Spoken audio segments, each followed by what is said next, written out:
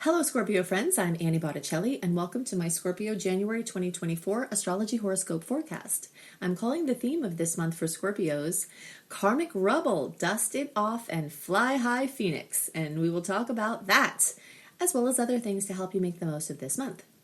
This report is for you if Scorpio is your sun sign, your moon sign, your rising sign, or any other Scorpio placement you're listening for. What I'm going to talk about here is part of your astrological picture. If you're a very late degree Scorpio friend, so birthday is around November 15th through the rest of the sign, or Scorpio degrees like 23 degrees through the rest of the sign, I suggest you additionally listen to my Sagittarius report, as your very late degree friends will benefit from both readings. Okay, so Scorpios have been going through it, right? So if you've been listening to my work for a while, you know that my husband is a Scorpio, so whatever goes on for you all, I have a front seat to it, and it has been intense. The end of 2021 to the end of 2023, you all have gone through this karmic cycle, this karmic cleanup of intensity, of new slates, of just, shifts of major consciousness happening, especially with the culmination here, in the September, October, November time frame of 2023. So I have to talk about this still because you all are still recovering from this, and I want to acknowledge, first of all, that this happened. And I know that the intensity that came from this, some of it could be amazing and everything that you've wanted in your life could be gelling. But I also know that it could have come at very heavy costs, and that the energy of death may have been very present for you, whether it was literal or figurative, because it's not just the energy of the eclipses that you've been working with. It's also Pluto on the cusp of your 4th house opposing your 10th house. If you're looking at the visual, you can see Pluto at the bottom of the chart there, like the 6 o'clock position. If this were a clock, it's a semicircle with a circle in it and a cross under it. This is your 4th house cusp. If you look up 180 degrees up, the 10th house cusp is there. Pluto rules birth, death, transformation, rebirth. It's on the house, the cusp of your house, of houses. Houses in astrology are fields of experience that we have it as humans. They're unifying forces, things that all humans, walk through, these areas of life. And this energy of the 4th house is home, housing. It could be mother energies, but because it's opposing the 10th house, it's also father energies. It's family in general. It's work. It's, family life. It's your inner world, your outer world, your place at home, your place in the outer world. I mean, it's very intense. So not only have the eclipses been rocking you all, you've also had Pluto teeter-tottering on this place. And many of you may have experienced deaths in your lives, or, mortality checks. And so I just want to acknowledge just how stressful this has been. And now we're in the karmic rubble. A lot of stuff has cleared, and a lot of these challenges are actually going to be behind you. So I'm celebrating that with you. This storyline of Pluto, especially for you October born or early degree friends, Scorpio friends, you have been in the hot seat with this, but from the whole house chart perspective, all of you could have had the chance for these things to manifest, this transformation, these intense crossroads. That's a very big word. You've all been going through this. So now here in January, you're clearing through the karmic rubble. You have a lot of the heaviness behind you, and now the new stages, beginning. We still have Pluto, moving through your 4th house for 20 years, right? So there's going to be that energy there in some ways still, but at least, it'll be off the cusp, at least for you early degrees. Now, as Pluto progresses into Aquarius, over the course of this 20 years, it's going to hit that square point for you all later in the sign as time goes on. So some of the intensity, for some of the placements may be ahead. But you October born or early degrees, you've really been in it, and you still have the rest of this year of transformation with this. The changes aren't done. Hopefully the worst is behind you, but the energy of intensity is still there. So what's good about this? Gosh, if we could all just take it all back and make it not have been so, that would have been good, right?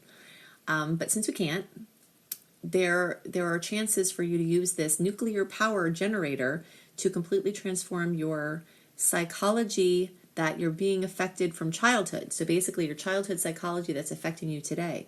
So belief systems, patterns, relationships with your parents, ways that you've been disempowered. Scorpio people tend to be super magnetic and very powerful in a lot of ways. And the ways that you're not using your power in the best way and that's causing you some karma are the ways that you still have to heal, and heal from the things that happened to you. So this may be a time for that as you're sifting through this karmic rubble. Okay, so these are long-term storylines that you have going on. Let's talk about some shorter-term things that are present this month that will help you, like I said, clear through this rubble and start to really rise. From the beginning of the month, we have a lot of Sagittarius energy still. If you're looking at the chart, look at the circle in the center of 1 through 12 in the yellow, and look at the 2 and see just the cluster of energy there. Venus, that question mark looking thing is Ceres, Mercury, Mars, is all starting the month in Sagittarius, which means that the focus on your finances is still very present. This storyline for Scorpio and for all signs really has been very centered around your money versus other people's money, your power versus connecting with other people, your stuff and other people's stuff, and the uniting of these things. And we've got some more energy here. The Sagittarius energy, though, is lighter, and it's it's more buoyant, it's effervescent. It may bring some positive things from the difficulties you went through. If you had someone in your life pass away and you inherited money, this is a big storyline for a lot of Scorpios. Now may be a time where you might dare to let yourself enjoy some of the good things that have come to you, even though you may have had to go through hardships to receive it. This is a time where your finances are sparkling. You might get some items that you've been wanting to get, regardless of what has happened previously. And this is a time for solutions and for excitement and for expansion and to spend money on things that broaden your horizons. All right, so this is very strong, especially at the beginning of the month. It was very strong in December as well. Then as the month progresses, we get this Capricorn storyline. So the sun already starts out the month there. Mercury will get there. Mars will get there. Venus will get there. And these energies will bring you back to business, practicality, and you can accomplish a bunch of work in a short amount of time. So that's exciting. So no matter how big the Sagittarian party may have been, or what a mess you might have made from spending in this time, the Capricorn energies will help you get back on track and help you get, catch up with everything with powers of concentration. Those Capricorn energies are also joined by the new moon at 20 degrees of Capricorn in the days around January 11th. Right? So all Scorpios can get the goodies from that new beginning in work, career, employment, things having to do with father figures or healing energies of father or bosses or authority. All of the Scorpios can get the goodies, but those of you closer to 20 degrees, so we'll say between 15 and 25 degrees will be our orb of influence, the closer to 20 degrees, so that's going to be like November 5th through 15th, and the closer to around November 10th, the more you'll get a direct kiss from that new moon. But everyone will get kisses at this time because all of the Capricorn placements, degrees are going to be touched by one or more of these other placements. So you'll get your opportunity pieces as well. Sometimes you have to look for those opportunities and you can't just say, hey, what happened? Where were my opportunities? Maybe you needed to be more alert, but I will tell you that they are there. If you have to conjure them, you have to conjure them. If you have to go out and make things happen and take an active role in your destiny, maybe that is so. But and that's what this energy is about. The Sagittarius brings the motivation. Oh, and by the way, along the lines of the Sagittarian energies, at the end of December, Jupiter, the ruler of Sagittarius, woke up. So big dreams, big visions, optimism, support, benevolence, luck, that was sleeping since, September, is waking up now. So you may be able to see the future, to plan for the future, for those, and dare to dream those big visions. And on the 1st of January, Mercury also wakes up. So November 26th, we had the pre-Mercury retrograde transit start, shadow. Then we had Mercury go retrograde on December 12th. And now on January 1st, it's going direct. We've got a little chaos in those first few days as it goes direct, as it regulates. And then from the beginning of the month until the 21st, it's sort of shaking off that Mercury retrograde hangover and getting back up to speed. So even short-term planning and scheduling and those kind of things will get easier as the month goes on. So you've got the big visions waking up, and you've got the smaller clarity pieces developing over the month. So in many ways, this does feel like a new year.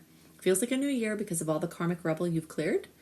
It feels like a new year because Jupiter is awakening and helping you see better what you're supposed to do on a very grand level. It's waking up because Mercury is going direct and stopping the slowdown of recent times and the confusion. And it's waking up because Capricorn energies are saying, hey, time to get back to business. Regardless of what happened, now is the time to take action. And as the month progresses, you will have a lot of help doing that. Now, even though we have a lot of squares this month, which are pressure points, we also have a lot of really great aspects. I'm saying that Saturn is in a good mood because we have a lot of beautiful aspects with Saturn either involved or Capricorn placements, which is ruled by Saturn, involved. And if you know anything about Saturn, Saturn is not in a good mood. He's that old guy that you pass that's grumbling to himself about, kids these days or, whatever, and being grouchy. But that one day you pass him and he's like swinging his cane and whistling, that's kind of how he is a little bit more this month, okay? With the exception of the days around January 25th with that Wolf Moon mischief, which I'll touch on later and you can hear more about in my general report. A sister recording to this report, the Scorpio specific report, is a general report that will give you more pieces that I'm not filling in because they're true for all signs. So you can search for Annie Botticelli, January 2024 Wolf Moon Mischief, or look in the links under the podcast or video, or for YouTube, it'll be in the playlist after, okay? But you will want to also listen to that, and I do go more in depth into the Wolf Moon. But I will tell you now that the days around the 25th will be a little bit, I'm going to issue the hide under a rock warning for that time, but we'll get to that. But besides that time, Saturn is in a very good mood. And that is good news because accomplishment, when Saturn rules Capricorn, so all of these energies of Capricorn are really lighting up very strongly with ambition and motivation and accomplishment and practical steps to reshape your life. Now, for Scorpio, Capricorn highlights your third house of expression. So you might find that you're fine-tuning and getting systems together for your communication, that you're having to be more methodical about your creative expression, okay? So basically, Scorpios are well springs of creative forces. You just have to look in the eyes of a Scorpio to know, like, wow, there is a lot going on in that person, right? I mean, all humans are that way. Humans are complex, but there's a special intensity that Scorpios have that I just adore. And anyway, that's besides the point. But, this wellspring of creativity is really wanting to be defined and take shape. But what you're going to have to do in order for that to happen is be methodical and almost a little bit boring and regimented with applying it towards your creativity. And when we think of creativity, I think of like spontaneous expression and grabbing a guitar or just singing randomly and just like something, just fiery and spontaneous about creative forces and it being in a certain flow. And it seems like it's completely the opposite of that to have to say, okay, creativity time. Now we're going to sit down and do that creative thing. Like 1, 2, 3 and be creative, right? It seems counterintuitive to have to force that. But the short-term story that's also building into a long-term story for Scorpios, and you'll be hearing me talk about this. I have been talking about it for 2023 since Saturn got into your 5th house of creativity. And now that Capricorn, which is ruled by Saturn, is in your 3rd house of expression. These Capricorn placements are short-term, but that Saturn placement is from 2023 to 2026. That's why it's both short-term extra and long-term continuing, is that you need to actually schedule time. So I'll give you an example about this from my own life. When I wrote my first book, I don't have a lot of the books that I've written over time out available now.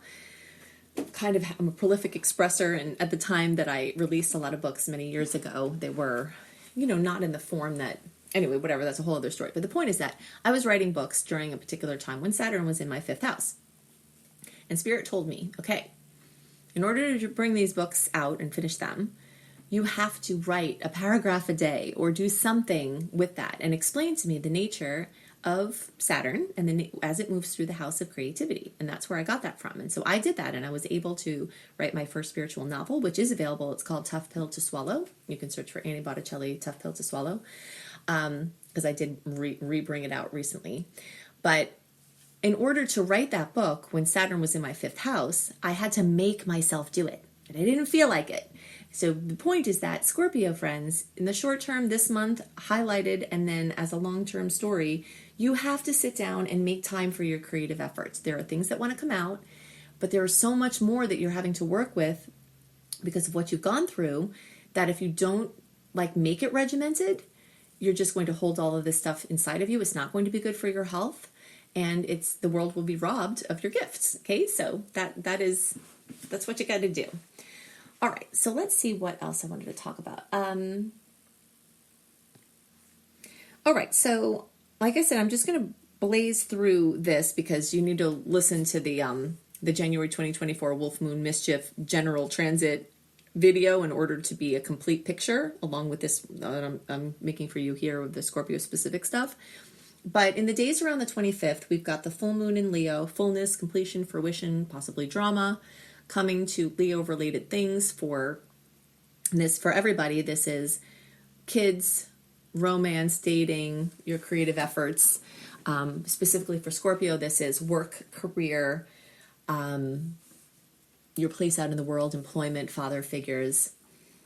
So that's happening in the days around January 25th. Why it's got extra intensity is because Pluto's right next to the whole deal, and Chiron and Mars will be making a square. So between the combination of those things, I'm issuing that hide under a rock warning like I did in October. Did not want to be right about that, but we all know that October was a doozy, both globally and individually for many people. So these days, from January 19th or so on, are really messy with these aspects. And so just be extra careful to protect yourself. Don't aggravate someone who's already on edge. Don't do anything reckless if you can help it, And like I said, I'll go into that more in the general video, but I wanted to mention it here. But do know that there is a string of sweet aspects in the 27th and 28th that I'm hoping will, once you get past this conflict, will open up into better things. Now, if you'd like to have the details of the aspects, what you can expect from them in a written format, and the sweet and salty dates, then definitely go to AnnieHelpsYou.com, put your name and email address in there. That will put you into my free VIP community. You'll get lots of free goodies. In the welcome letter or any of my mailings, you'll find an archive link. As of the end of November, I will have the January 2024 written report, and you can access the November and the December. All of that's in the archives, and all of that's free. And then, of course, watch the January 2024 Mischievous Wolf Moon Mischief video to get more info about this month and that moon.